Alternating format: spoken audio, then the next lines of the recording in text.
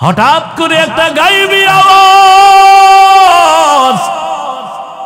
আওয়াজ আসতেছে, আর তাকায় দেখি কবরের মধ্যখান থেকে ফাঁকা হয়ে গেছে। আমি তাকাইয়া দেখি কবরের মধ্যখান পুরাটাই ফাঁকা। সাহাবী যায়েদ বিন আসলাম বর্ণনা দিতেছেন তার বাবার থেকে ঘটনা। এক আল্লাহর বান্দা একটা শিশু বাচ্চা কাদের মধ্যে নিয়ে বড় আদর করতেছে। খলিফাতুল মুসলিমিন ওমরের নজর পড়ে গেল। ওমর ডাক দিয়া কয়, বাবা শুনিন, এই বাচ্চাটাকে যারে এত আদর করেন, বলে আমার সন্তান। এত আদর কেন করেন? আল্লাহর বান্দা বলেন, খলিফাতুল মুসলিমিন, এই সন্তানটা আমি পাইতে গিয়া কত ইতিহাসের পেছনে রচিত হয়ে আছে আমার অন্তরে। দুনিয়ার মানুষ জমিনের মধ্যে সন্তান পায়, আব্বু কয়া ডাকে। আমার কাদের সন্তান জমিনের কোন সন্তান না, এ সন্তান হলো জমিনের নিচের থেকে আমি এনেছি, মাটির নিচের, এটা আমার সন্তান। তুমি এটা কি কও? জমিনের উপরে সবাই সন্তান পায়, তুমি জমিনের ভিতরে পাইলা কেমনে? আল্লাহর বান্দা চোখের পানি ছেড়ে কান্না শুরু করলেন। পয়গম্বরের সাহাবী যায়েদ বিন আসলাম রাদিয়াল্লাহু তাআলা আনহু তার বাবার থেকে এই ঘটনার বিবরণ দিচ্ছেন। আল্লাহর বান্দাকে ওমর বলে, আপনি বলেন, আপনি সন্তান মাটির নিচের থেকে কেমনে সংগ্রহ করেছেন, কিভাবে? আল্লাহর বান্দা বলেন, ও খলিফাতুল মুসলিমিন, আল্লাহ আমাকে একটা নেককারিনী বিবি দান করেছেন, কপাল আমার ধন্য। আমি যদি একটু গাফলতি করি, আমার স্ত্রীর মধ্যে আমলের বেলায় কোনো গাফলতি নাই, আমাকে পর্যন্ত সতর্ক করে, ঘুমের থেকে আগে আগে উঠে আমাকে উঠায়, ওযুর পানিটা পর্যন্ত আগায় দেয় আমার স্ত্রী। ধন্য কপাল আমার,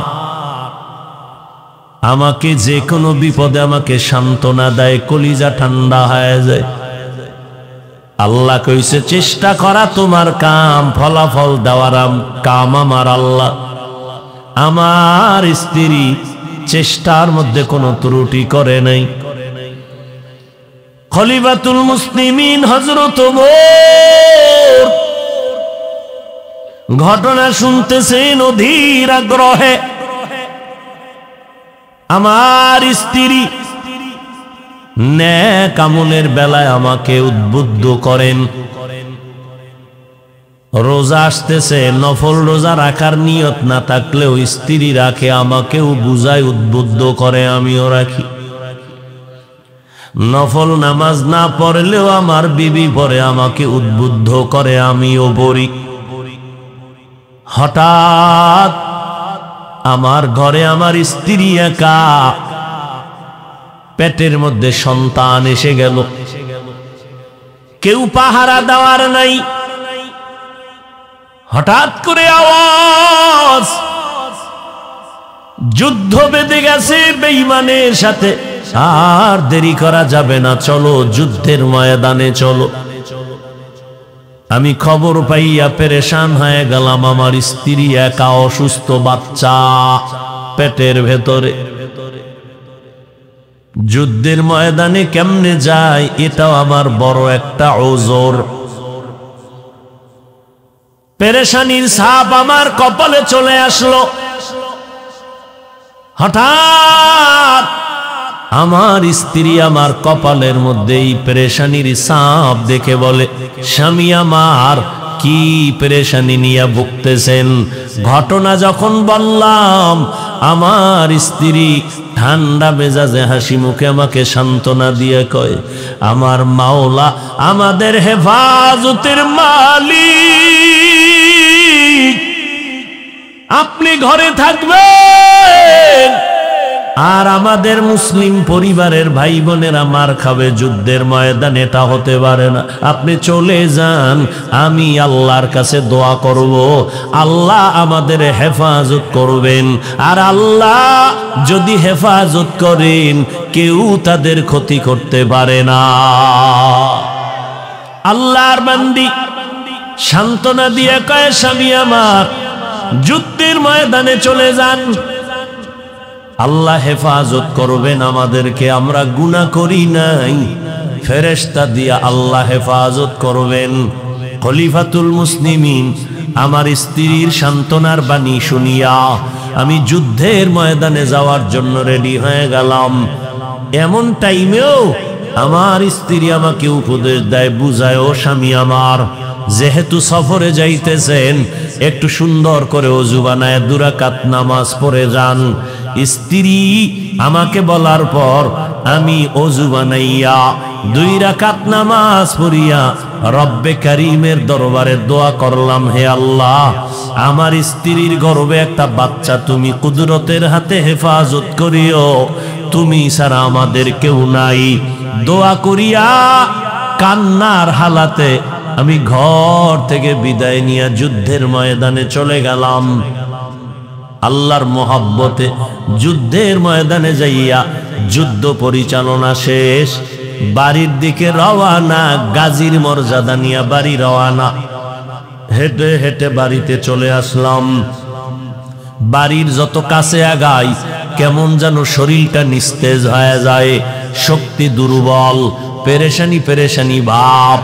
বাড়ির আঙ্গিনায় যখন ঢুকি, পুরা বাড়িটা নীরব, মনে হয় যেন একটা শোকের অবস্থা চলতেছে, কোনো আওয়াজ নাই। ঘর আমার কাছাকাছি যত আগাই, ঘরের কিনারায় হাজির হইয়া দরজার সামনে দাঁড়ায়া সালাম দিলাম, আসসালামু আলাইকুম ইয়া আহলাল বাইত। কিন্তু ঘর থেকে কোনো আওয়াজ নাই। ঘুইরা গিয়ে দেখি দরজার পেছনে তালা লাগানো। পার্শ্বে আমার চাচতো ভাইয়ের ঘর। ডাক দিলাম, কিরে আমার ঘরে তালা কেন? ভাই কান্না অবস্থায় বেরিয়ে ডাক দিয়া কয়, রে ভাই, তুমি যখন যুদ্ধের ময়দানে গেছো, তোমার স্ত্রী আমার ভাবি হঠাৎ অসুস্থ হয়ে জমিন থেকে বিদায় হয়ে গেছে। আমরা দাফন কাফন করাইয়া ঘরের মধ্যে তালা লাগাই দিছি। আল্লাহর বান্দা কান্না করে বলে, ভাই, কপাল আমার কি পরীক্ষায় পড়ে গেলাম, চলো বিবির কবর কোথায় দিছো জিয়ারত করে আসি। সন্ধ্যাবেলা চাচতো ভাইয়ের সাথে কবরের দিকে রওয়ানা। বাগানের ভেতরে, বাড়ির পেছনে যতই সামনে আগাই কোনো লাইট নাই, বাতি নাই, কিন্তু পুরা জঙ্গল, বাগান, আলো আলো ভাব। যত আগাই তত দেখি আলো, তত আলো। কিনারায় যাইয়া দেখি কবরের মাঝখান থেকে একটা আলোর বাতি এরকম উপরের দিকে ঝলমল করতেছে, আর ওই আলোতে পুরা বাড়ি, আঙ্গিনা আর বাগান আলোকিত হয়ে আছে। কবরের মধ্যখান থেকে আলো কেন? আমি কান্না করে বেহুশ হয়ে যাইতেছিলাম। সিদ্ধান্ত নিলাম কবরটা খনন করে দেখব এই আলোটা কেন আসে। চাচতো ভাইকে বললাম, তাড়াতাড়ি যাও, কবর খনন করার হাতিয়ারটা নিয়ে আসো। ভাই হাতিয়ার আনতে রওনা। আমি একা দাঁড়ানো, মাওলার দরবারে কত কল্পনার কান্না কাঁদছি। ও মাওলা, তোমারে ভুলি নাই, তুমি এই পরীক্ষায় আমারে ফালাইছো, সহ্য করতে পারি না রে মালিক। হঠাৎ করে একটা গায়েবী আওয়াজ আসতেছে, আর তাকায় দেখি কবরের মধ্যখান থেকে ফাঁকা হয়ে গেছে। আমার আর খনন করা লাগে নাই। আমি তাকাইয়া দেখি কবরের মধ্যখান পুরাটাই ফাঁকা। সাহাবী যায়েদ বিন আসলাম বর্ণনা দিতেছেন তার বাবার থেকে ঘটনা। নবীর সাহাবী আবার ওই বাবা ওমরে ফারুকের ঘটনার বিবরণ দিতেছে। আমি যখন দেখলাম কবর ফাঁকা, একটু নজর করে তাকাইয়া দেখি আমার স্ত্রীর বুকের উপরে দুধের বাচ্চাটা মায়ের বুকে খেলাধুলা করতেছে। আর একটা গাইবি আওয়াজ, তুমি কবরে নাইমা বাচ্চাটা কোলে নাও, এটা তোমার সেই মোহব্বতের বাচ্চা। তুমি যুদ্ধের ময়দানে যাওয়ার বেলায় দোয়া করেছো, আল্লাহ আমার বিবির গর্ভের বাচ্চা হেফাজত করিও। ওই দিন যদি তুমি বিবির জন্য দোয়া করতা, আল্লাহ স্ত্রীকেও হেফাজত করিও। আজ আইসা তুমি স্ত্রীকেও সুন্দরভাবে পেয়ে যাইতা। আস-সাইয়ু মিন্নি ওয়াল ইতমামু মিনাল্লাহ। বান্দার কাজ হলো চেষ্টা করো। বাচ্চা হাঁটতে পারে না, মা বাবা বাচ্চাটারে দাঁড় করায় কিছুক্ষণ ধইরা ছাইরা দেয়, এইবার পিছনে যায় কয় হাত এভাবে করে আসো আসো, 2 কদম দিয়ে হাঁটো হাঁটো আসো। বাচ্চা 1 কদম দেয়, কাই তুইয়া পুইরা যায়, ধাম কইরা মায়ে গিয়া আবার হাত ধইরা ফালায়।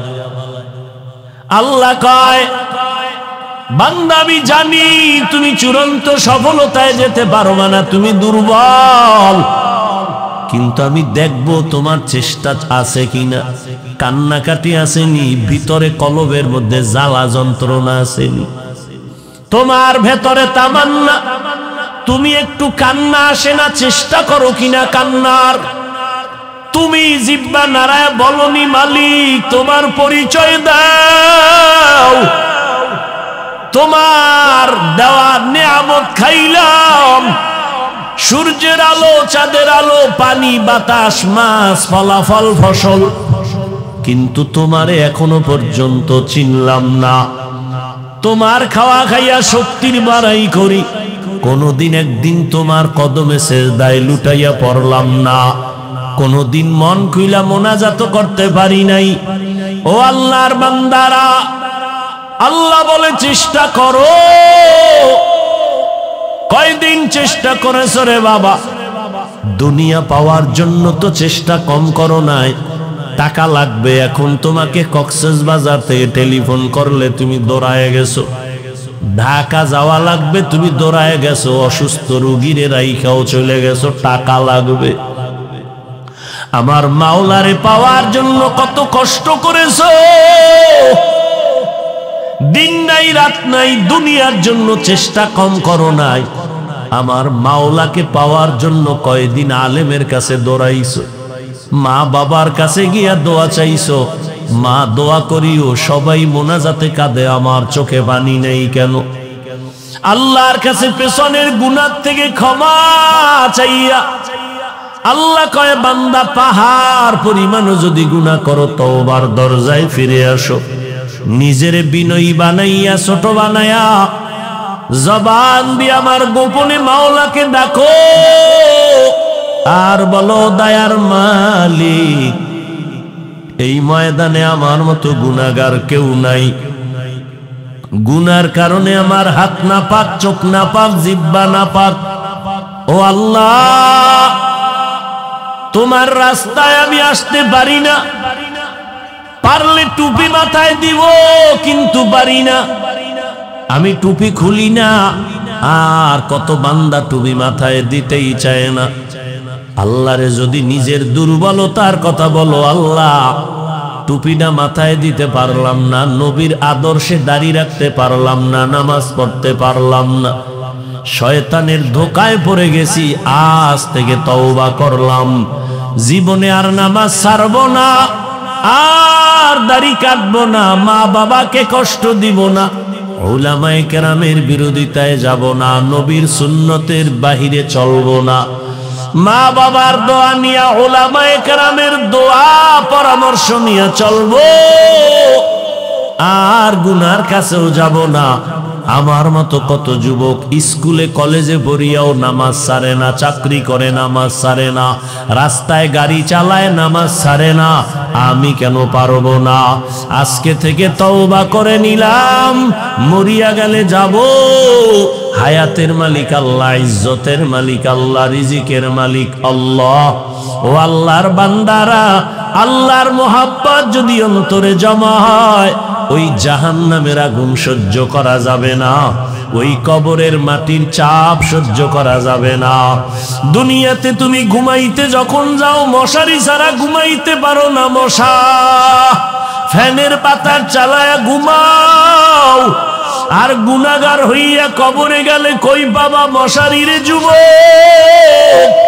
ওই কবরে সাপ বিচ্ছু পোকামাকড় চলে আসবে, ওই কবরে জাহান্নামের আগুন। আল্লাহর অর্ডার হবে, কবরের মাটি গুনাহগারের দুই পার্শ্ব থেকে জোরে জোরে চাপ দাও। একটা সেকেন্ডের আযাব সহ্য করা যাবে না রে বান্দা। আল্লাহর কাছে তওবা করো, তবে সবার কপালে তওবা নসিব হবে না। এই জমিনে আবু জাহালের মতো শক্ত অন্তরওয়ালা কিছু মানুষ, বয়ান শুনিয়াও দিল নরম হবে না। আর একদল ওমরের মেজাজওয়ালা মানুষ, এদের অন্তরে হঠাৎ আল্লাহর ভয় আসবে, কবরের আযাবের কথা আসবে, তওবা করবে, কান্না করবে, আল্লাহ গুনাহ তো করেছি আর করব না। নামাজ ছাড়া তো জীবন কম কাটাই না, আর নামাজ ছাড়ব না। আয় আল্লাহ মাফ করে দাও। আমার আল্লাহ তওবাকারীর তওবা এমন ভাবে কবুল করে নিবেন, বান্দা মনে হয় যেন জীবনে একটা গুনাহও করে নাই। আল্লাহর কাছে তওবার যদি নিয়ত হয়, খাঁটি অন্তর যদি তৈরি হয়, মুনাফিকি না থাকে, খাঁটি তওবার নিয়তে দুটো হাত আমার আল্লাহকে দেখাইয়া দাও। আয় আল্লাহ হাতগুলো কবুল করে নেন, তওবা কবুল করে নেন। তওবার উপরে মজবুত হইয়া চলার মতো তৌফিক দান করেন, আমিন। আলহামদুলিল্লাহ আলহামদুলিল্লাহিল্লাযী জাআলা আশ-শামসা ওয়াল কামারা বিহুসবান ওয়ান নাজমা ওয়াশ-শাজারা ইয়াসজুদান ওয়া ফাদ্দালা জামানান আলা জামান كما فضل مكانا على مكان وإنسانا على إنسان ونشهد أن لا إله إلا الله وحده لا شريك له لا ضد له ولا ند له ولا مثل له ونشهد أن سيدنا وسندنا وحبيبنا وحبيب ربنا وطبيبنا وطبيب قلوبنا ومولانا محمدا عبده ورسوله اللهم صل على محمد النبي الأمي وعلى آله وسلم تسليما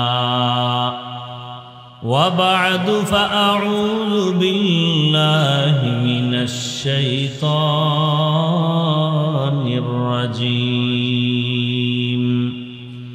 بسم الله الرحمن الرحيم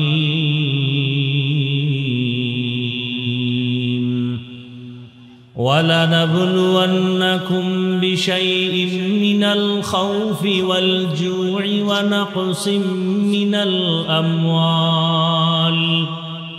ونقص من الأموال والأنفس والثمرات وبشر الصابرين.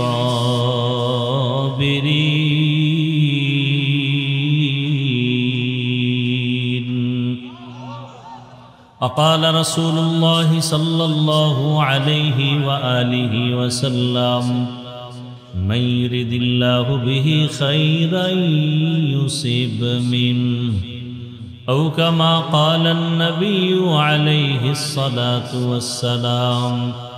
صدق الله مولانا العظيم، وصدق رسوله النبي الأمي الكريم، ونحن على ذلك من الشاهدين والشاكرين والذاكرين، والحمد لله رب العالمين. سبحانك لا علم لنا إلا ما علمتنا، إنك أنت العليم الحكيم.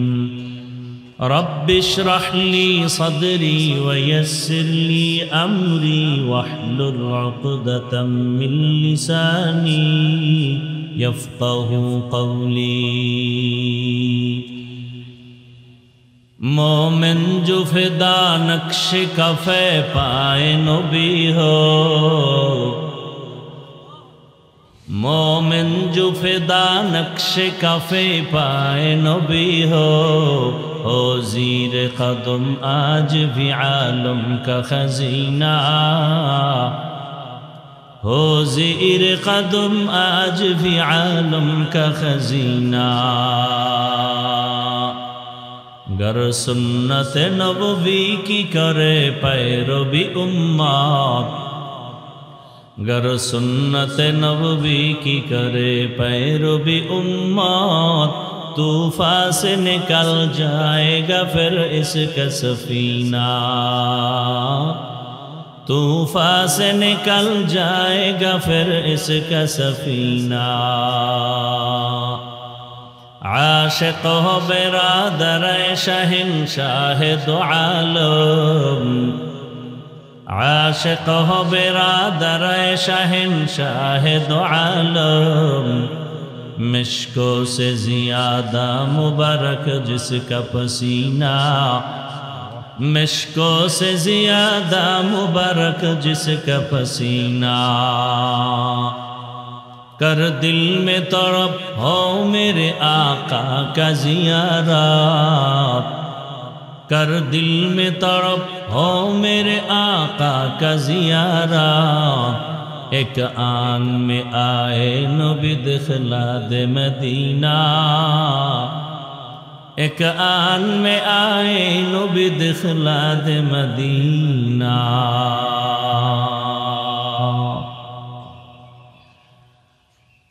ঐতিহাসিক নাজাত ইসলামী মার্কার্স কর্তৃক আয়োজিত আজকের এই ইসলামী মহাসম্মেলন 29 এপ্রিল 2025 মহতি এ সম্মেলনে উপস্থিত মুহতারাম সম্মানিত সভাপতি, এলাকার গৌরব, আন্তর্জাতিক মহলে যার সুনাম সুখ্যাতি অপরিসীম, বড় দিলের অধিকারী হযরতুল আল্লাহ মাওলানা শেখ সালেহ আহমদ হামিদি দামাত বারাকাতুহুম, প্রতিষ্ঠাতা প্রিন্সিপাল নাজাত ইসলামী মার্কাজ, অন্যান্য হযরত উলামায়ে কেরাম, অত্র অঞ্চলের বিভিন্ন স্থান থেকে আগত আল্লাহ পাকের আশিকিন, জাকিরিন, শাকিরিন, মুহিব্বিন, মুরব্বিয়ান এজাম, কলিজার টুকরা আমার সমবয়সী যুবক বন্ধুগণ, স্নেহের ছোট ভাই, মাইকের আওয়াজ শ্রবণরতা সম্মানিতা মা ও বোনেরা, আল্লাহ রাব্বুল আলামিনের দরবারে শুকর যে আল্লাহ আমাদেরকে সুস্থ রেখেছেন, আলহামদুলিল্লাহ। হাজারো মানুষের মধ্য থেকে বাছাই করে পৃথিবীর শ্রেষ্ঠ মজলিস উলামায়ে আহলে হকের মজলিস, গুনাহ মাফের মজলিসে আমাদেরকে হাজির হওয়ার তৌফিক দান করেছেন। নিয়ামতের আরেকবার শুকর আদায় করি, আলহামদুলিল্লাহ। গতকালকের আবহাওয়া এক চিন্তার অবস্থা ছিল। রাতের বেলাও আমি পেরেশান ছিলাম, আল্লাহর কাছে দোয়া করলাম। খুব শর্ট টাইমে হযরতের সাথে পরিচয়। গত কয়েকদিন আগে সুলতানপুরে আসছিলাম, ওখানে বসে তো আল্লাহ পাক রব্বুল আলামিনের কুদরত বড় কঠিন।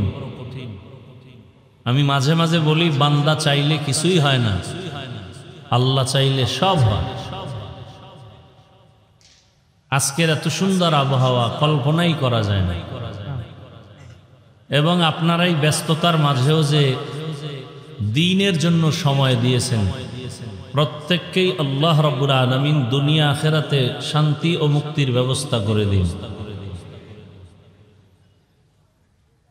অনেক উলামায়ে কেরাম আলোচনা করেছেন। চরমনের আওলাদ সৈয়দ মুসাদ্দিক বিল্লাহ আল মাদানী দামাত বারাকাতুহুম সংক্ষিপ্ত সময় আলোচনা রেখেছেন। উলামায়ে হযরতদের কথাগুলো উম্মাহকে সহি তরিকায় আমল করার তৌফিক দান করেন। উলামায়ে কেরামের ইজ্জতকে আল্লাহ বেশি বেশি বাড়ায় দেন। জমিনের মধ্যে দ্বীনের সমস্ত খেদমত বর্তমান দুনিয়াতে উলামায়ে কেরাম সারা কল্পনাই করা যাবে না। কিয়ামত পর্যন্ত আর কোনোদিন নবী আসবেন না, সাহাবায়ে কেরাম আসবেন না, আইম্মায়ে কেরাম আসবেন না, বড় বড় আউলিয়ায়ে কেরাম আসবেন না। কিয়ামত পর্যন্ত জাতিকে জান্নাতের পথে আহ্বান করবেন একমাত্র উলামায়ে আহলে হক। অতএব এই উলামায়ে কেরামদের জন্য দোয়া করা, তাদের সংস্রবে সময় দেয়, তাদের নজর নেওয়া। কারণ আল্লাহর প্রিয় বান্দা যারা আহলুল্লাহ, এদের নজরে পাওয়ার আছে। তো আমি সংক্ষিপ্ত সময় আপনাদের সামনে কথা বলার জন্য হাজির হয়েছি। ইখলাসুল রুহানিয়াতের সমন্বয়ে কোরআন সুন্নাহর আলোকে সহি নিয়তে সহি তরিকায় সহি কিছু কথা বলতে পারি, আপনারা শুনতে পারেন, সে তৌফিক আল্লাহ দান করুন। বিশাল খেদমত। এখানে এসে দেখলাম বিশাল এক মার্কাজ, নাম দিছে নাজাত ইসলামী মার্কাজ। এটা এমন এক মার্কাজ যে মার্কাজের সাথে সম্পৃক্ত হতে পারলে সে দুনিয়ায়ও নাজাত পাবে, আখেরাতেও নাজাত পাবে। অনেক অন্ধ আল্লাহর বান্দা এখানে লেখাপড়া করতে আসছেন, দেখে আসলাম সুন্দর।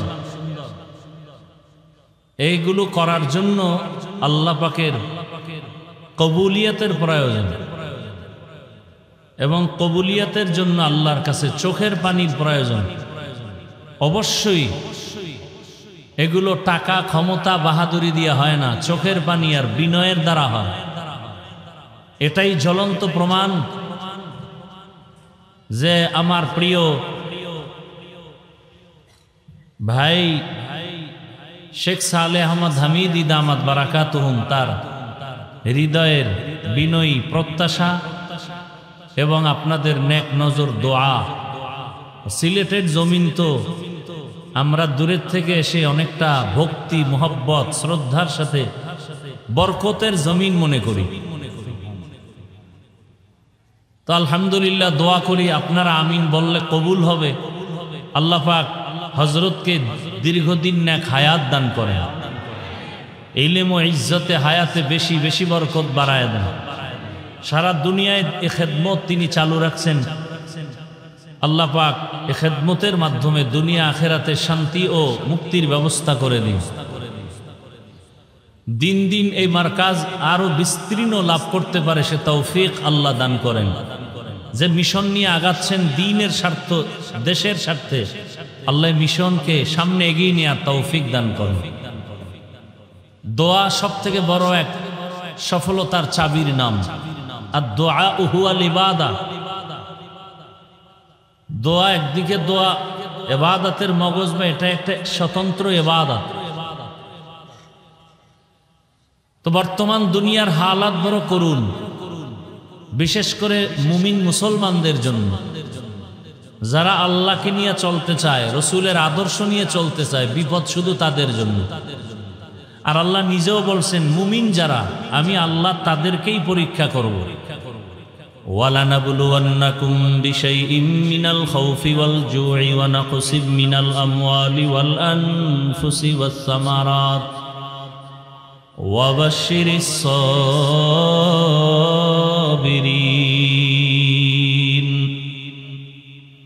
অবশ্যই আমি মুমিনকে পরীক্ষা করবই করব পাঁচটা জিনিসের মাধ্যমে, ভয়ের মাধ্যমে, ক্ষুধার মাধ্যমে, সম্পদের ঘাটতির মাধ্যমে, জীবনের ঘাটতির মাধ্যমে, ওয়াসসামারাত ফলের ঘাটতির মাধ্যমে। এই পরীক্ষায় যদি কামিয়াব হতে চাও একটা পুঁজি প্রয়োজন, যেই পুঁজিটা না থাকলে সে কামিয়াব হতে পারবে না, পরীক্ষায় পাশ করতে পারবে না, সফল হতে পারবে না। ওই পুঁজির নাম হলো ধৈর্য। ধৈর্য যদি না থাকে তাহলে কোনো মুমিন পরীক্ষায় কামিয়াব হওয়া কঠিন। নবীজি বলেন, মাইয়ুরিদিল্লাহু বিহি খাইরান ইউসিব মিন, আল্লাহ যাকে বেশি আদর করেন, মোহাব্বত করেন, ভালোবাসবেন, আল্লাহ তাকে মুসিবতের দ্বারা ধৈর্যের পরীক্ষা নিবেন। কারণ দুনিয়াটা পরীক্ষার হল। পরীক্ষার হলে যারা ঢুকে তারা এক মুসিবতের বোঝা মাথায় মনে করে ঢুকে। আল্লাহ তাআলা মুমিনকে দুনিয়ায় পাঠাইছেন আখিরাতের কামাই করার জন্য। আর দুনিয়া মাজরাতুল আখিরাহ, আখিরাতের ফসল কামাই করার জায়গার নাম দুনিয়া। দুনিয়া ছাড়া আখিরাতের ফসল কামাই করা যাবে না। বাকি সতর্ক থাকতে হবে দুনিয়া যেন আমাকে গ্রাস করতে না পারে। قال رسول الله صلى الله عليه وآله وسلم الدنيا خلقت لكم وأنكم خلقتم للآخرة। আল্লাহ নবী বলেন, দুনিয়াটা মানুষ তোমার জন্য বানানো হলো, তোমাকে দুনিয়ার জন্য বানানো হয় নাই। তোমাকে বানানো হয়েছে একমাত্র আল্লাহর গোলামি করার জন্য। দুনিয়ার সব বান্দা তোমার গোলামির জন্য, আর আমরা কার জন্য? একমাত্র আল্লাহর ইবাদতের জন্য, গোলামির জন্য। অতএব দুনিয়ার আসমান জমিন গ্রহ নক্ষত্র সব মানুষের খেদমতে কাজ নিয়োজিত, আর মানুষ শুধু আল্লাহর ইবাদতে মনোনিবেশ হবে। আর ইবাদত তো মন গড়া করা যাবে না, ইবাদত শিখতে হবে। শিখতে হলে কোরআন লাগবে, হাদিস লাগবে। কোরআন হাদিস বুঝতে হলে উলামায়ে কেরামের সোহবত লাগবে। ইলমে রায়ে জাজু করদান বেহিসাব, খলকে রাদা দান জবাবে বা সওয়াব হক না দারদ, দোস্তে খলকা জারেরা নিস্তে ই খসলত একে দিন দারেরা। আল্লাহ তাআলা দুনিয়াতে মানুষ বানাবার একমাত্র কারণ তার ইবাদত করবে। দুনিয়াটা একটা পরীক্ষার হল। পরীক্ষা দিয়া তুমি নির্ণয় করবা তুমি কোন জায়গায় পৌঁছবা।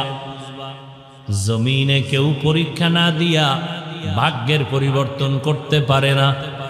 যে কোনো কাজে যাক, প্রতিযোগিতা না থাকলে ওই কাজের মধ্যে বরকত আসে না। আখিরাতের লাইনে ইবাদতের ময়দানে গিয়া মানুষ তুমি পরীক্ষার ভেতরে ঢুকো। পরীক্ষা দিতে গিয়া তোমার সাহায্য চাইতে হবে একমাত্র আল্লাহর কাছ থেকে। আল্লাহ যদি দয়া না করেন, বান্দা পরীক্ষায় পাশ করাটা অসম্ভব। তবে পরীক্ষার কোয়ালিটি কেমন? দুনিয়াতে যেই ছাত্রের মেধা ভালো, তার পরীক্ষার প্রশ্ন তত কঠিন। ঠিক দুনিয়াতে যেই মুমিনের ঈমান আর আমল যত সুন্দর, তার পরীক্ষাও তত বড় কঠিন।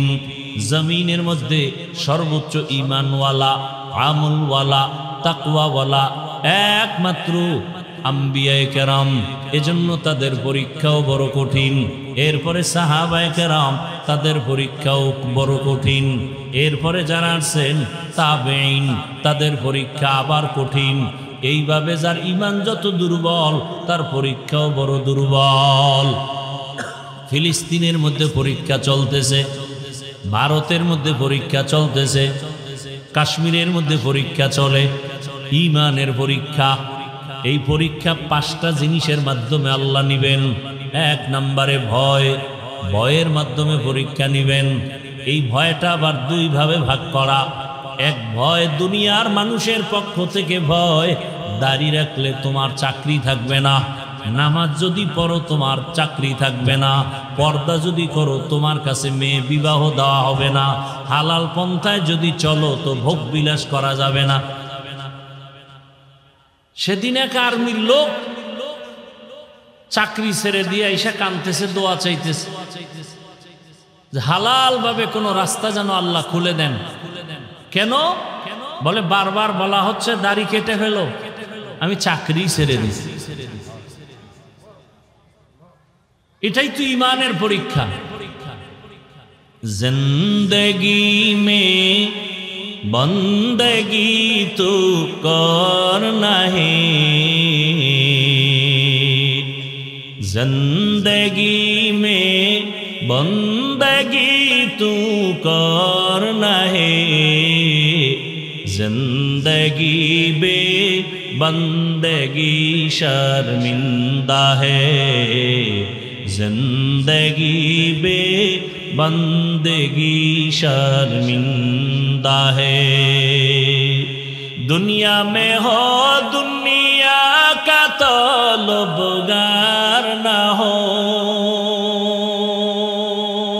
बाजार से गुजर हो खरीदार ना हो।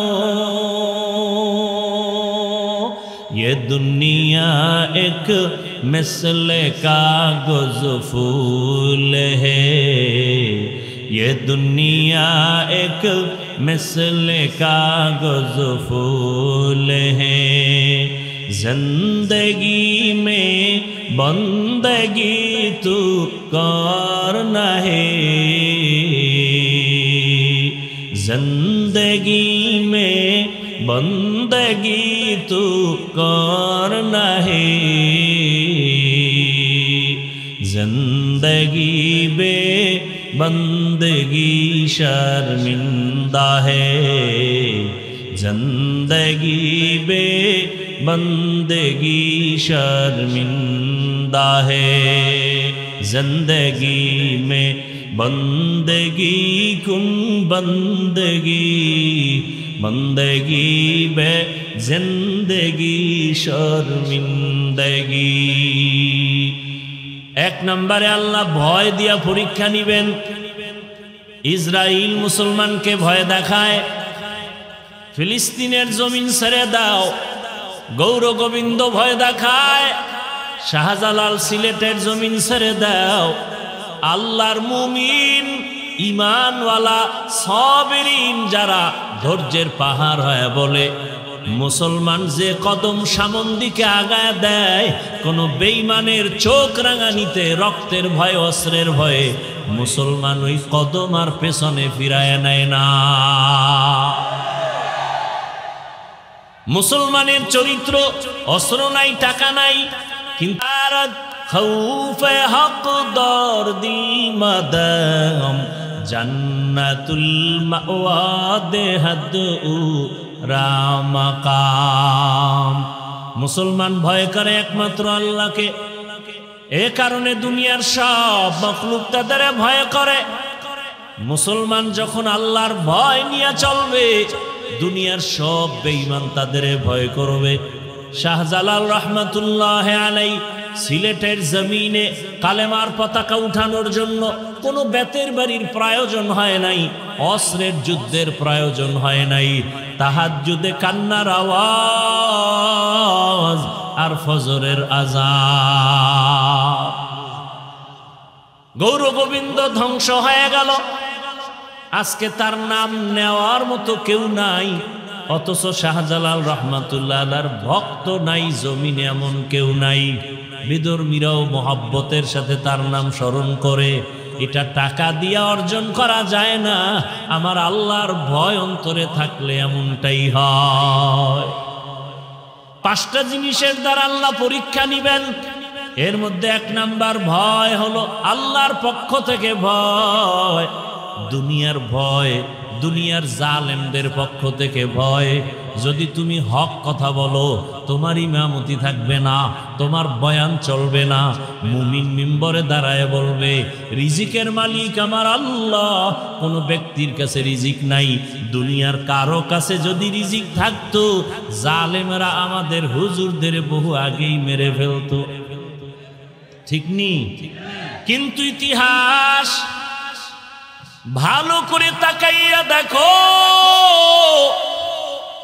মহামারী করোনা, সারা দুনিয়াটা স্তব্ধ হয়ে গেল। স্কুল বন্ধ, কলেজ বন্ধ, চাকরি বন্ধ, ফ্যাক্টরি বন্ধ, ব্যবসা বন্ধ, সব বন্ধ। নজর করে দেখছো নিরে জাতি, এ জমিন একটা কোরআনের মাদ্রাসা বন্ধ হয় নাই। দুনিয়াওয়ালারা মাস্ক লাগায় বসে আছে করোনার ভয়, কিন্তু সেই সময় করোনার শত শত লাশ আমার দেশের টুপিওয়ালা আলা ওলামায়ে কেরাম হুজুরেরা কাঁধের মধ্যে নিয়ে গোসল করায়, জানাজা কাফন পরায় কবরে রাখলেন। একজন হুজুরেও করোনায় মরে নাই। আল্লাহ, এই জন্য বললাম, বান্দা চাইলে কিছুই হয় না, আল্লাহ চাইলে সব হয়। এরে নবীর আশিক, আল্লাহর মোহাব্বত নিয়া বান্দা যখন সামন দিকে আগাবে, তখন দুনিয়ার সব একদিকে চলে যাবে। কোনো পাহারাদারের প্রয়োজন নাই, ফেরেশতারা পাহারা দিবে। আল্লাহর ভয় নিয়া বান্দা যখন চলবে, তখন আল্লাহ তার জিম্মাদার হয়ে যাবেন হেফাজত করার জন্য। আল্লাহ তাকে পাহারার ব্যবস্থা করে দিবেন। এখন আমি যদি আপনাদের প্রশ্ন করি, আপনারা সিলেটের মুসলমান, মৌলভীবাজারের মুসলমান, আপনারা আল্লাহকে ভয় করেননি? যদি প্রশ্ন করি, সবাই কি বলবে? ভয় করি। অথচ এমন আল্লাহর বান্দা আছেন, ফজর পড়েন নাই, আজকে জোহর পড়েন নাই, আসর পড়েন নাই, মাগরিব এশা পড়বেন কিনা আল্লাহু আলাম। এরপর আপনি বলেন আল্লাহকে ভয় করি। আমি নামাজ ঠিক মতো পড়ার পরেও বলি আল্লাহকে ভয় করি। আপনারা দাড়ি না রেখে বলেন আল্লাহকে ভয় করি। আমি দাড়ি রেখে বলি আল্লাহকে ভয় করি। আপনি পর্দা না করে বলেন আল্লাহকে ভয় করি। আমি পর্দা রক্ষা করে বলি আল্লাহকে ভয় করি। এবার আসলে আপনার ভয় আর আমার ভয়ের ব্যবধানটা কত? বলে ব্যবধান হলো আপনার মধ্যে আল্লাহর ভয় আসলে মোটেই নাই। ভয় কি জিনিস আপনি বুঝেনই না। ভয়ের নাম তাকওয়া, ভয়ের নাম খৌফ, ভয়ের নাম খশিয়া। একটা সন্তান মা বাবাকে ভয় করে, প্রমাণ মা বাবার সামনে সন্তান অন্যায় করে না, মাইরের ভয়। একটা ছাত্র শিক্ষকের শাস্তির ভয় অন্যায় করে না, এটার নাম ভয়। ঠিক এই জমিনে কোন আল্লাহর আশিক যদি আসলেই তাকওয়া নিয়ে আমার আল্লাহকে ভয় করেন, গলায় ছুরি লাগবে, দাড়ির মধ্যে অস্ত্র লাগাবে না। আল্লাহর ভয় বা তাকওয়ার মানি হলো জীবন চলে যাবে, ইচ্ছা করে গুনাহ করা যাবে না। ওয়া আম্মা মান খাফা মাকামা রাব্বিহি ওয়া নাহান নাফসা আনিল হাওয়া ফাইন্নাল জান্নাতা হিয়াল মাওয়া। আল্লাহর আদালতে দাঁড়াইয়া হিসাব দেওয়ার ভয়। যারা দুনিয়াতে নিজেকে গুনাহ থেকে বাঁচায় রাখবেন, আল্লাহ ওয়াদা করেছেন আমি তাকে বিনা হিসাবে জান্নাত দিয়ে দিব। এই ভয়টা এমনি এমনি আসবে না। এই ভয় অন্তরে জমা করার জন্য রহমতের নবী বলেন এই ভয়টা থাকে অন্তরের ভেতরে। আত্তাকওয়া হাহুনা, আত্তাকওয়া হাহুনা, আত্তাকওয়া হাহুনা। এই অন্তরে ভয়টা জমা করতে হবে। মায়ের গর্ভ থেকেই তাকওয়া নিয়ে কেউ আসে না, এটা অর্জন করতে হয়। কোথার থেকে তাকওয়া বা আল্লাহর ভয় অর্জন করব? একমাত্র গোডাউন হলো লিকুল্লি শাইইন মাদিনুন ওয়া মাদিনুত তাকওয়া কুলুবুল আরিফিন। ভালো জিনিস রাখার গোডাউন আছে, একমাত্র তাকওয়ার গোডাউন হলো আল্লাহর মুহাব্বতের বান্দা যারা, তাদের কলব থেকে তাকওয়া নাও। বলে কেমনি নিব? বলে তাদের সম্পর্ক জোড়াও, নেক নজর লাগাও। কারণ তাকওয়ার মুজাহাদা যারা করে আল্লাহ তাদের আলাদা পাওয়ার দান করেন। ইয়া আইয়ুহাল্লাযীনা আমানু ইন তাত্তাকুল্লাহ ইয়াজআল লাকুম ফুরকানা। যারা তাকওয়ার উপরে মুজাহাদা করবে মুমিন, আল্লাহ তাদের স্পেশাল পাওয়ার দান করেন। ওই পাওয়ারের নাম হলো ফুরকান। মা মা'নাল ফুরকান? হুয়া নূরুম মিন ইলাহি। আল্লাহর একটা নূরের আলো আল্লাহ পাক তাকওয়াওয়ালাদের দান করেন। আর এই তাকওয়ার পাওয়ার দিয়া, ফুরকান নামের পাওয়ার দিয়া বান্দা মা ফুররিকা বিহি বাইনাল হাক্কি ওয়াল বাতিল, হক আর বাতিলটাকে নির্ণয় করে ওই ফুরকান নামের পাওয়ার আল্লাহরা হকের দিকে আগায় যায়। সবাই যদি লাইনচ্যুত হয়ে যায়, গোমরা হয়ে যায়, তাকওয়ার ফুরকান নামের পাওয়ার আলারা গুমরা হবে না। ক্বালা রাসূলুল্লাহি সাল্লাল্লাহু আলাইহি ওয়া আলিহি ওয়াসাল্লাম লান তাজতামিআ উম্মতি আলা দালালাতি আবাদা। রহমতের নবী বলেন, আমার উম্মতের মধ্যে একটা দল থাকবে কিয়ামত পর্যন্ত, এরা গুমরা হবে না। সংখ্যায় যদি কম হয় এরা লাইনচ্যুত হবে না। এদের মধ্যে পাওয়ার থাকবে ফুরকান নামের পাওয়ার। এই পাওয়ার টাকে হাদিসে ভিন্ন শব্দে উচ্চারণ করা হলো। ক্বালা রাসূলুল্লাহি সাল্লাল্লাহু আলাইহি ওয়া আলিহি ওয়াসাল্লাম ইত্তাকু ফিরাসাতাল মুমিন ফাইন্নাহু ইয়ানজুরু বিনূরিল্লাহ। আল্লাহর প্রিয় বান্দাদের ফেরাসতের পাওয়ারকে তোমরা ভয় করিও, যেই পাওয়ার দিয়ে তারা অনেক কিছু দেখবেন, তোমরা দেখবা না। বলে তারা চামড়ার চোখ দিয়ে দেখেন না, আল্লাহর দেওয়া নূরের আলো দিয়ে তারা দেখেন।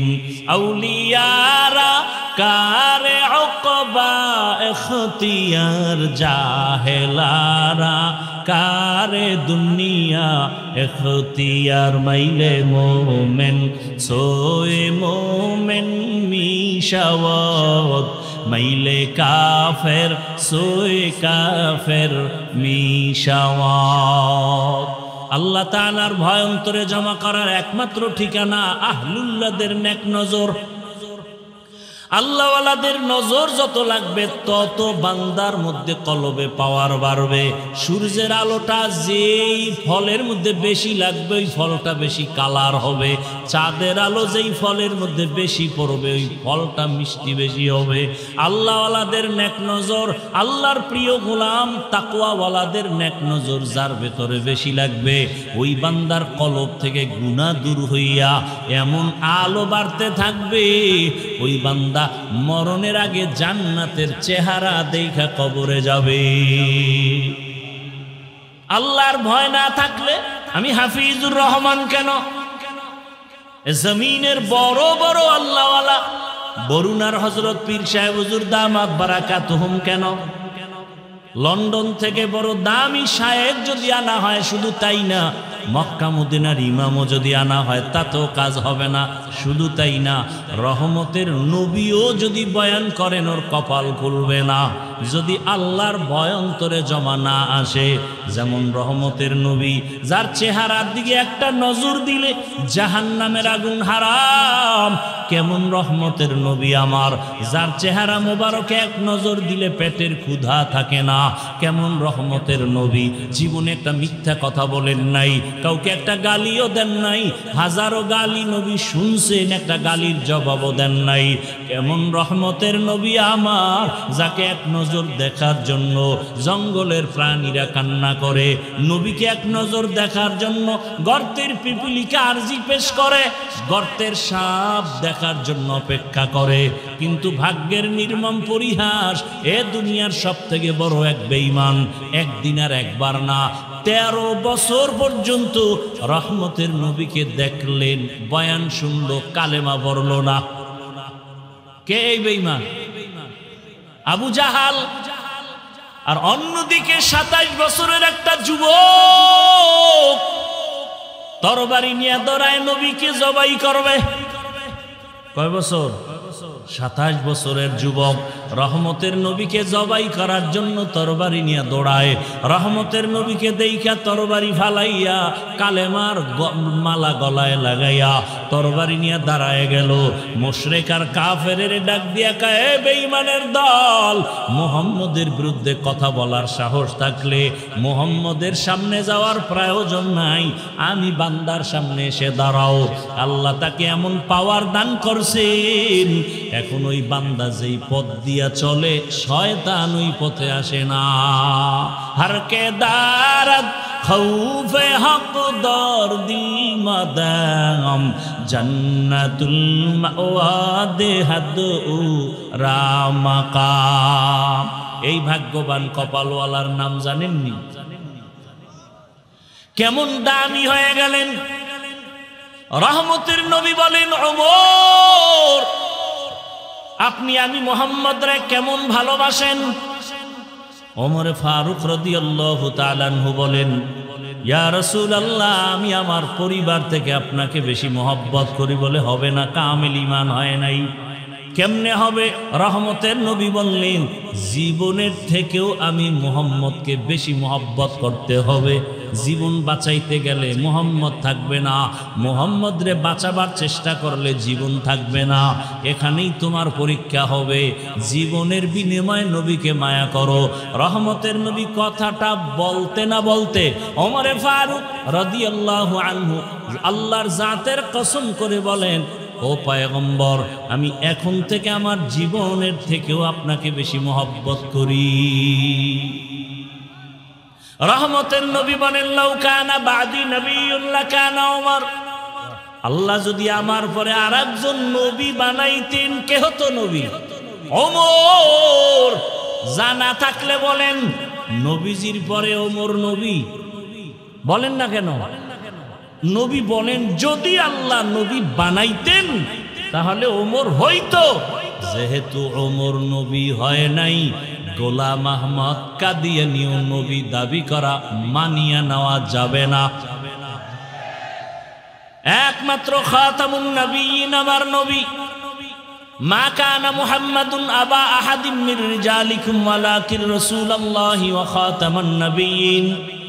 রহমতের নবী আমার শেষ নবী, এরপরে কোন নবী নাই। যদি হইতো ওমর হতো, যেহেতু ওমর নবী না, গোলাম আহমদ নবী না। যদি দাবি করে মিথ্যা দাবি, এটা কোনো মুমিন কখনো মেনে নিতে পারে না।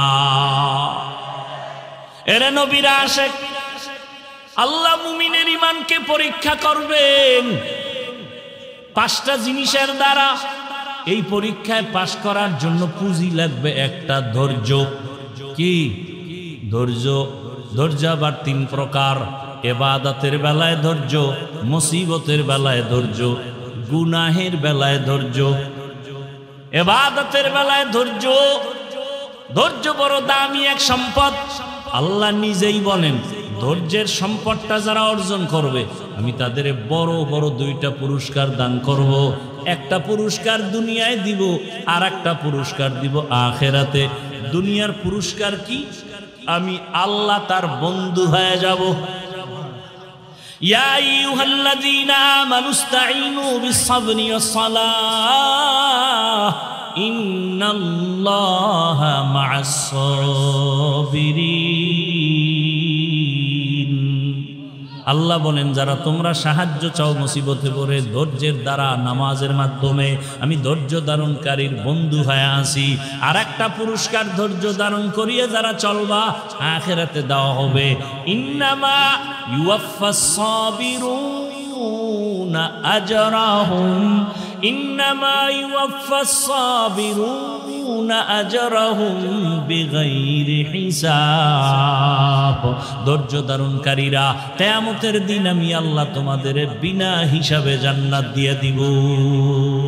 আতিনা ফি দারে দুনিয়া না হাসান, আতিনা ফি দারে উকবা না হাসান, ইয়া গিয়াসাল মুস্তাগীসিন হদিনা লাফতিখারা বিল উলুমে ওয়াল গিনা।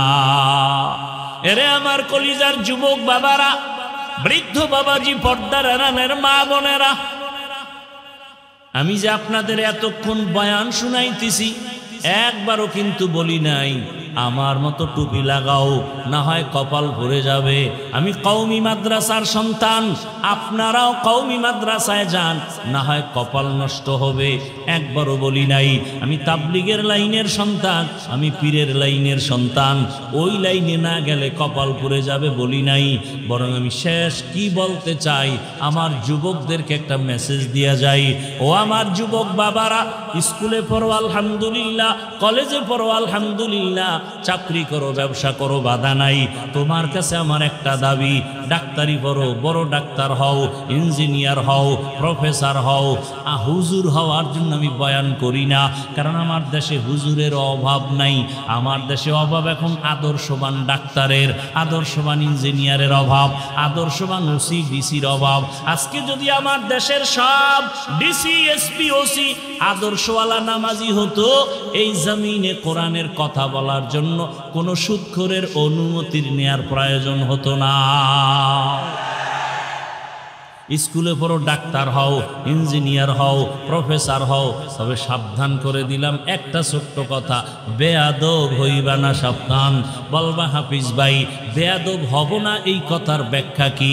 ব্যাখ্যা 1 মিনিটে বলি। বেয়াদব না হওয়ার ব্যাখ্যা 3 জায়গায়। বেয়াদবি করবা না, করলে তোমার ডাক্তারি ধ্বংস, ইঞ্জিনিয়ার গিরিবাদ, তোমার প্রফেসর গিরিবাদ, দুনিয়ার টাকা পয়সার মাস্তানিবাদ। 1 নাম্বার, মা বাবার সাথে বেয়াদবি করবা না, যদি করো কপাল পুড়ে যাবে মরার আগে। 2, শিক্ষকের সাথে বেয়াদবি করবা না। 3, ওলামায়ে কেরাম মুরব্বীদের সাথে বেয়াদবি করবা না। তবে কথাও লিখে রাখো, কোনো মা বাবা কোনোদিন সন্তানের জন্য বরদোয়া করে না, কোনো শিক্ষক ছাত্ররে বরদোয়া করে না, কোনো আলেম উম্মতের বরদোয়া দেয় না।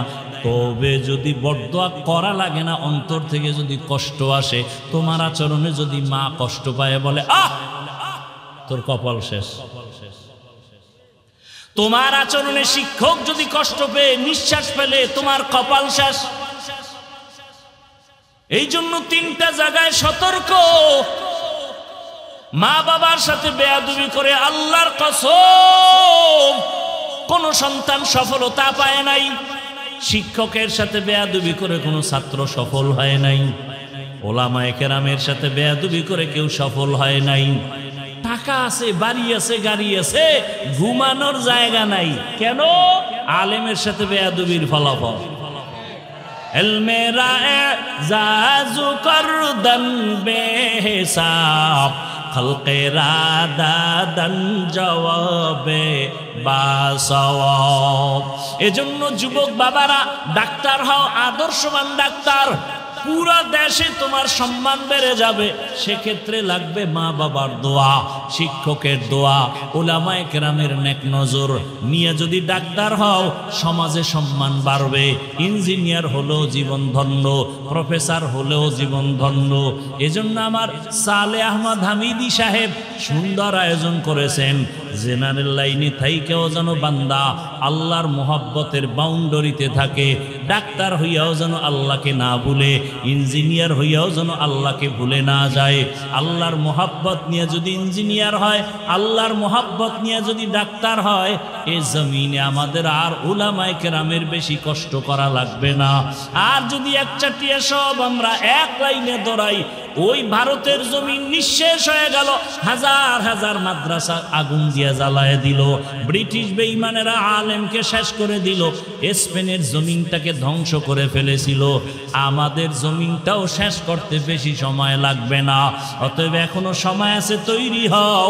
মা বাবার সাথে বেয়াদবি যেন না হয়। শিক্ষকের দোয়া নিয়া, ওলামায়ে কেরামের দোয়া পরামর্শ নিয়া নবীজির আদর্শ মতো জীবনকে চালাবো। ব্যবসা করব নবীর আদর্শে, চাকরি করব নবীর আদর্শে, সংসার পরিচালনা করব নবীর আদর্শে।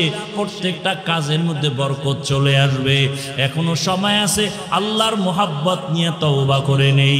পিছনে যত অপরাধ করেছি আর কোনোদিন করব না। নামাজ ছাড়া যাবে না, নবীর তরিকার বাইরে চলা যাবে না, বেপর্দায় চলা যাবে না, দাড়ি কাটা যাবে না, আল্লাহর মোহাব্বত নিয়ে নবীর আদর্শে চলো।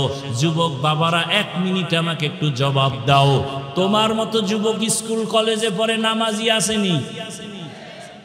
আর কোনো ওয়াজ লাগবে না, সব ওয়াজ বাদ। এতটুকুই খেয়াল করো, তোমার মতো যুবক যদি স্কুলে পড়ে নামাজ পড়ে, বলো তুমি পারো না কেন? আর ওয়াজের দরকার নাই।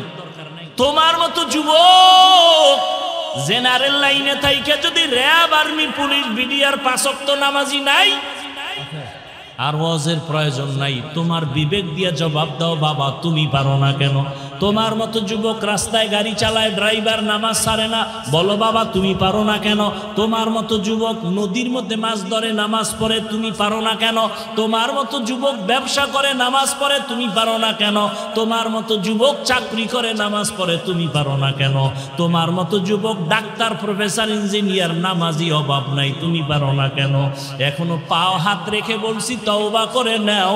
দোয়া কবুলের সময় পবিত্র জায়গায় বসে দিল থেকে তওবা করো, মনে মনে আল্লাহকে বলো, ডাক্তার হই আর ইঞ্জিনিয়ার হই আর নামাজ ছাড়ব না, মা বাবারে কষ্ট দিব না, ওলামায়ে কেরামের পরামর্শ নিয়া, আর শিক্ষকের দোয়া নিয়া, মুরব্বীর দোয়া নিয়া, নবীজির তরিকা মেনে চলবো। অন্তর যদি তওবার জন্য তৈরি হয়, দুটো হাত আমার আল্লাহকে দেখায়া দাও। আয় আল্লাহ, হাতগুলো কবুল করে নেন, তওবা কবুল করে নেন, তওবার উপরে মজবুত হইয়া চলার মতো আমাদের তৌফিক দান করেন, আমিন। নামাজ লাগবে নি? সপ্তাহে কয় দিন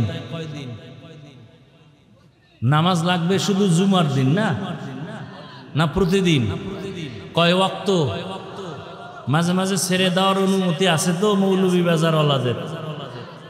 এত বিশাল মাদ্রাসা, পাশে পিসাবদের খানকা, বরুণার, তাহলে আল্লাহ ওয়ালারা থাকলে আর নামাজ লাগবে না, এরাই পার করে নিয়ে যাবে। বাংলাদেশে একজন নামি পীর, দামি না? কি পীর? নামি পীর হওয়া আর দামি পীর হওয়া দুইটা আলাদা। সে বলে মুরিদের, নামাজ লাগবে না। তোরে নামাজ ছাড়া যদি আমি জান্নাতে নিতে না পারি, তো আমি কিসের পীর? আমি বলি তুমি শয়তানের পীর, তুমি মুসলমানের পীর না, তুমি ধান্দাবাজ আর চান্দাবাজ পীর। আল্লাহ হেদায়াত দান করুন। তাহলে নামাজ প্রতিদিন লাগবে 5 ওয়াক্ত। ছেড়ে দেওয়ার অনুমতি আছে? বাইনাল আবদি ওয়া বাইনাল কুফরি তারকুস সালাহ। নামাজ ছেড়ে দেওয়ার কোনো অনুমতি? সবাই সাক্ষী দিলেন, পড়েন না কেন? সমস্যাটা কি? ও নামাজ পড়লে চেহারা নষ্ট হয়। হ্যাঁ, ও মোবাইলের হক আদায় করতে গিয়া সময় পাওয়া যায় না, ধ্বংস করে ফেললো জাতিকে এই মোবাইল। আল্লাহ হেদায়াত দান করুন। রাতের ঘুম, খানা, যৌবন, জীবন, লেখাপড়া, চরিত্র সব ধ্বংস করে ফেললো এই এক মোবাইলের অস্ত্র। যুবক বাঁচতে চায় অনেক দিন, হাতের মধ্যে যন্ত্র নিয়ে চলে, মরণ, দ্রুত মরার যন্ত্র। আল্লাহ মোবাইলের গুনাহ থেকে আমাদেরকে হেফাজত করে। খাঁটি মুসলমান হইয়া রসুলের আদর্শে জীবন যাপন করার তৌফিক দান করে।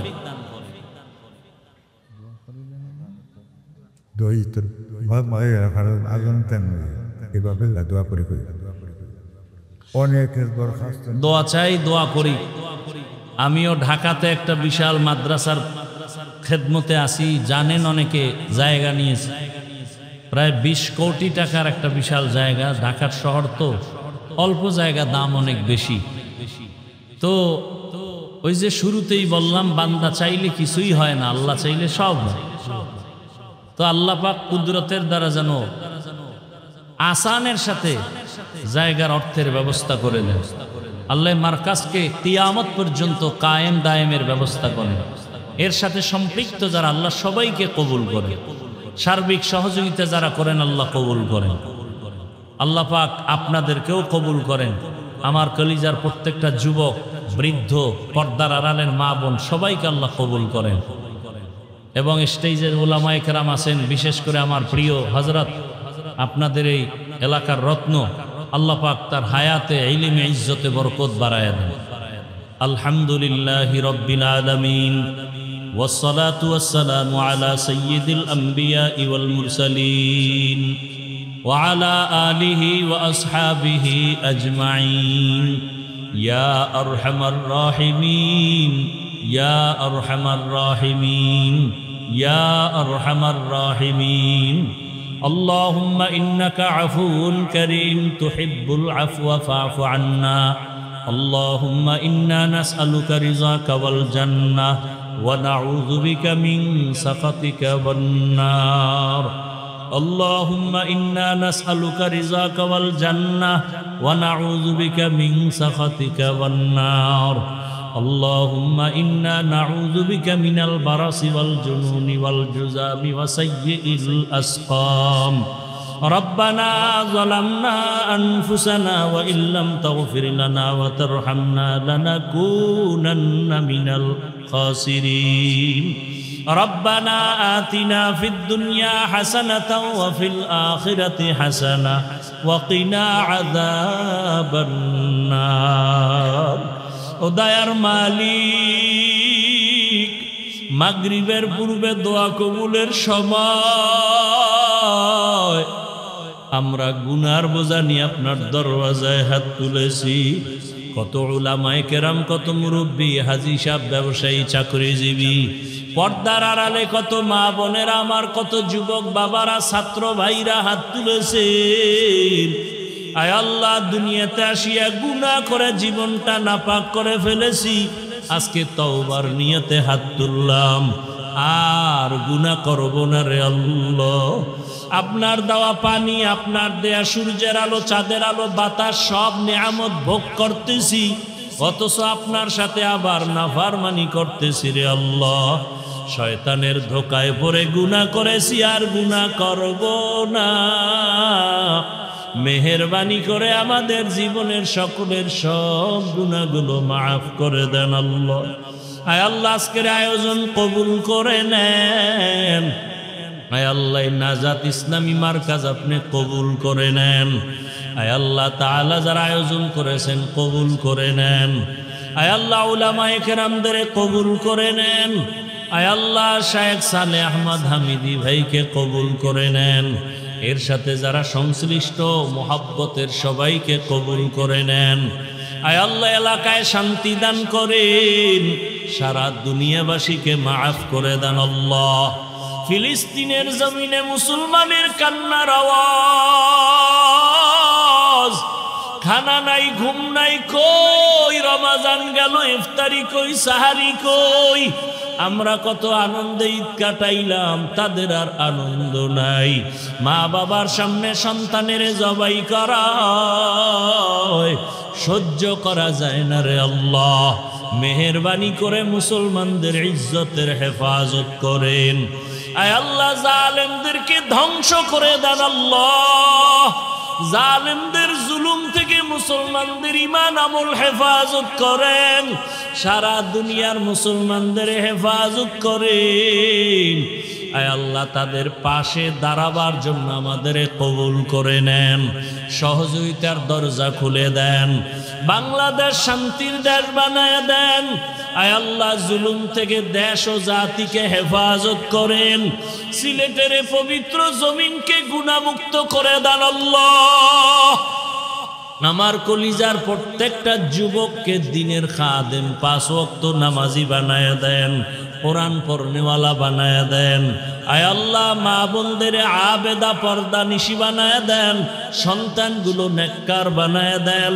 লেখাপড়া যারা করে পরীক্ষার্থী কামিয়াবি দান করেন। আয় আল্লাহ, হালাল বরকতি রিজিক দান করেন।